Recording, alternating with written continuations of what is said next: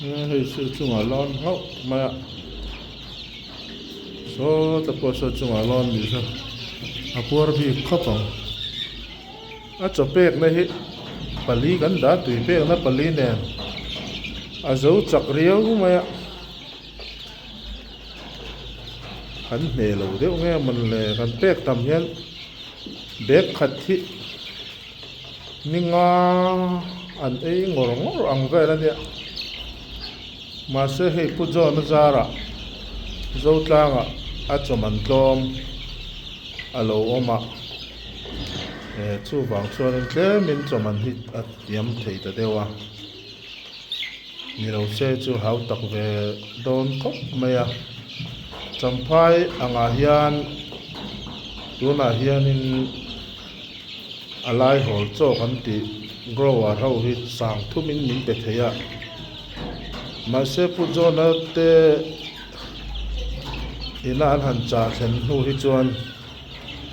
beka hianin alai ho kan ti grower ho hi sang khat zakwa somngai na izo la lak te ya chu man ni kan kalram chan khan kan zulei ve ya bek nga kan le ya kha tu na kan la ne ya an ring me ka hey January ni somni parukala khan lia ka reng zange ni ve tong kar thum tha chu ni ve to chu tiang te hin ni an thave sip to khop me a cho hi champhai lama aizol ret ang chia diak lo te po han lei thei da nom se a in om khop me ni lo chuanin choman hi kan seng ve na sari me aman ni thau ri me il manai to leile to ki kan mang ang ve deu ni hei tui hin em maya an cho hi al deu nge ni kan te tui hin he le to ka hei anu ve ti tura kan ngaya chungang hin nei lap maya ngoi le kon hi tv a te kan han en na sakhopa mu nom kan tia anu po hi pa hi anang me chuang hin nei lap vek mai ni he kan arno telak ki mun arwala lak tho ni si hi tren hi alien dewan oma ka tren hi te deu sa hi oma chung ho chun ni a kan chopek mek chu kan han tilanga khi ania hei hi optigro ti hi ni heng ho hi kan lak chunia khi tu na kan hong tan le chia eng chen nge nei do ni khi ho khi chung nen he ve khop mai a se deu kha na tui hi pek bel ngai kan min ti in ti em min han beng war teu hei ke ni abul thang lo ti ta ga ni ta kan khong ai me tui ta khi chu a hek lo bu ka pek tu ka han lem lo a cho ta ka hi jing le tla ya ti hian hemi palik khat thi kan pe a chu jing le tla ya kan pe ka chu daily dose a kan siam kha ni ta ma se kan pek le don chu na lo zo ne khop thin ma ya bul ngai lo ti ta ka kan han khong ai le thina chang le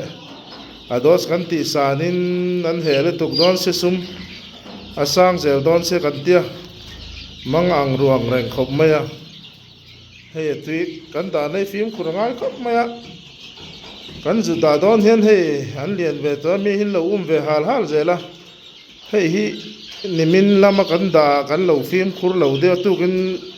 jinga niang chu zo ka sorry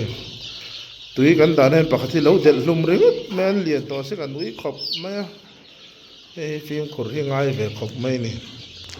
yang hin nia hei mi hi an tilim ve to nia arvul that ve na em chu ayang po ni sela mi an tilim hi nia han kal changan lo om dala mi an lo ngak ve ran te hinuam ve ri mai ni ni arvul nam ve te chu ni ve de mai maya du thu han sam ta ila sum le pai te chu om sela heng ai tầm te poi i tom khop maya มาเสนเอาแต่หันลากไม่ฮิจโอละอัดโชhi hau tak thunga so he lai mi hi ar sual huai an non da tel ve ni he kan nau ten alang them o ta khon hu ta te khon da ve hu te khu nia ama te ko nei hai ko ve re nia adu ko chu ran ei ve mai je la ye te ko ne te hi ka thum tha January ni som ni parok Republic Day kan la kan ne voin hi